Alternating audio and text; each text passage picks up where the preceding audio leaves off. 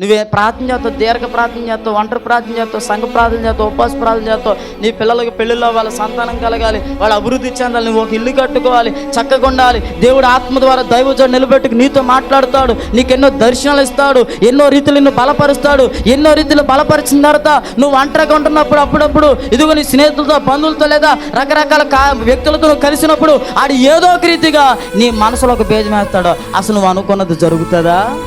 నీకు ఉద్యోగం వస్తుందా? మీ పిల్లలకు పెళ్ళి అవుతుంది, నీ సంబంధాలు చూసి పెళ్ళి అవుతుందా? మీ యొక్క పిల్లలు పాస్ అవుతారా? వాళ్ళు సెటిల్ అవుతారా? వాళ్ళు బాగుపడతారా? నీ పిల్లలు పుడతారా?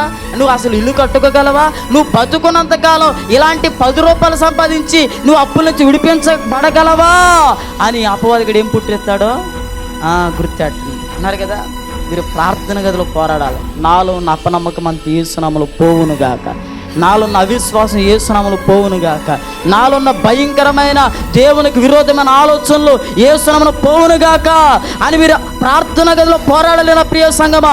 ఇంకా నా ప్రభు చెప్తున్నాడు, ఇదిగో మీకు మాట ఇచ్చిన దేవుడు ఎప్పుడు మాటను తప్పేవాడు కదా, గుర్తెట్టుకోండి. ఇంకా నా ప్రభు ఏంటో తెలుసా, మీరన్నా మర్చిపోవచ్చు, దేవుడు మీకు ఇచ్చిన మాటని ఆయన మర్చిపోయాడు.